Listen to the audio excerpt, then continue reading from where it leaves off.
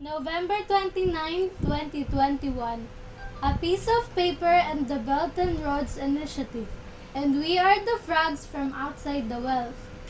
Hi everyone, I'm Kay Angela, pretending Rosa L. Hi, I'm Kirby Clyde presenting the Indian National. Hi, I'm Bom Bom, the grandpa, Lolo Amboy. Hi, I'm Kitty the Cutie, the narrator. Hi! Lolo Amboy was calling his granddaughter named Rosa L. A wise shooter and having long list of debts in nearby neighborhood store. When suddenly she came and embraces him from the back and said, I love you, Lolo Amboy. What is it, Lolo?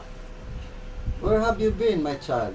I have been calling you. I have no more cigarettes. I can no longer breathe. Well, Lolo, I have been with my activist friends with some matter of discussion and told them not to mingle with the motivation been doing by the syndicate's troubles. I also told them not to join troubles which are not theirs. What is it that the syndicate are motivating for trouble, my child? A piece of paper only, Grandpa. What? Only a piece of paper? Please explain to me, my child. Well, Grandpa, Noipi, the president of Syndicate, together with his deputies Anton, Rosario, and Conchita, are pressuring the Cup of Chinese group, which is led by Ping X, that they should recognize and respect the result of the Anglos raffle, which was conducted by the group of European milkfish, which has been written on a piece of paper that favors the Syndicate of Noipi.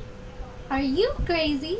We purposely boycotted to join the Uncle's Raffle because of conspiracy.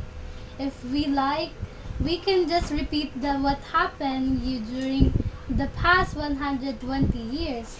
That these Europeans and the Yankee group conspired with each other in war, brought 20,000 soldiers combined to invade their lands with cannons and machine guns against 100,000 plus Chinese with bare boxing hands only. Clearly, were defeated, they forced us to recognize and forced us to sign the piece of paper which has been called as the Boxer Protocol for us to render reparation payment of a war which we did not instigate. And from then on, we were humiliated and threatened for century past. After that, Grandpa, fortunately, there was an Indian national.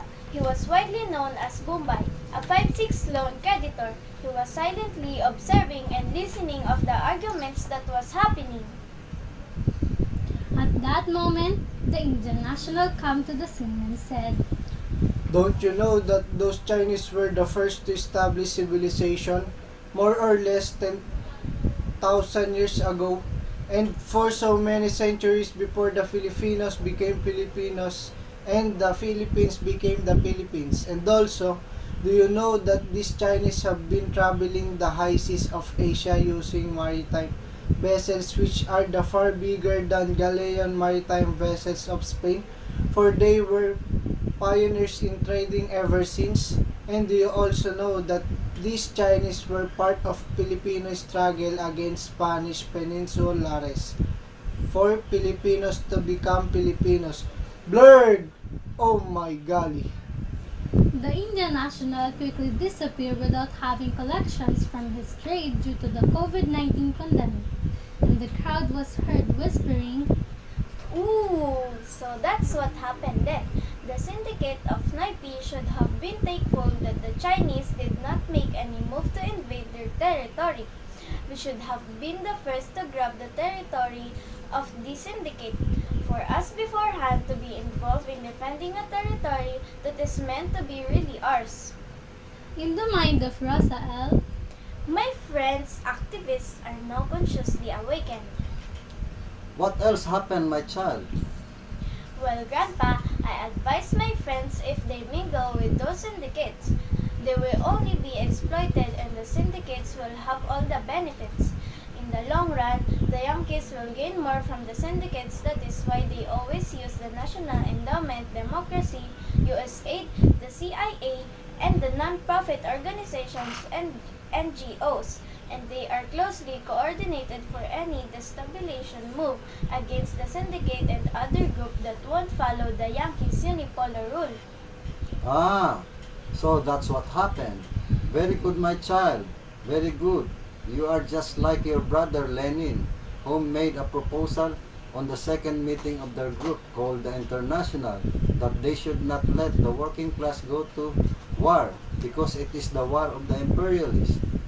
Besides, the underdeveloped groups are now very thankful to the Chinese group because of the Belt and Road Initiative.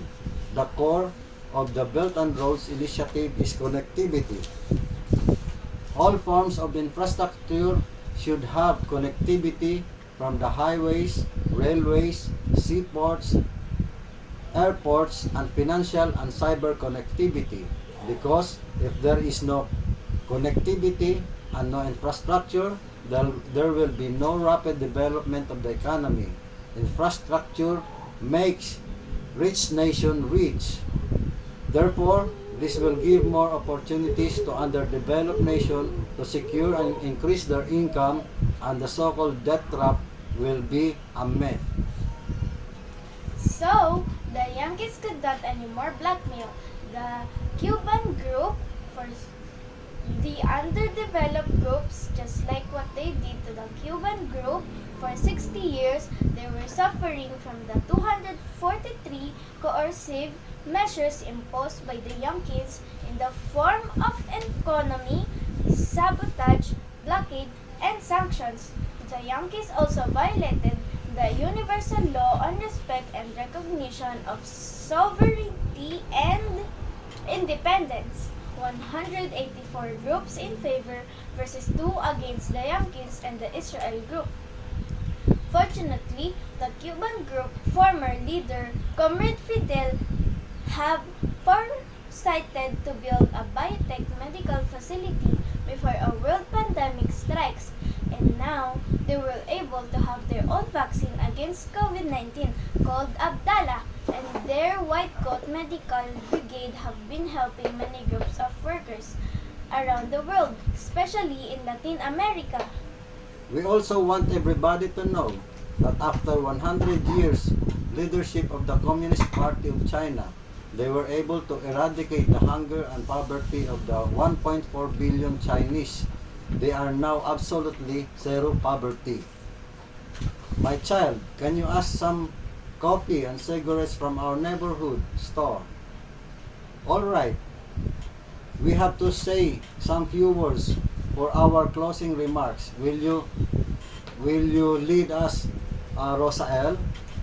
We salute the peace-loving people of China and the Communist Party and to their government led by President Xi Jinping and to His Excellency Chinese Ambassador to the Philippines, Ambassador Wang Xilian. Mabuhay!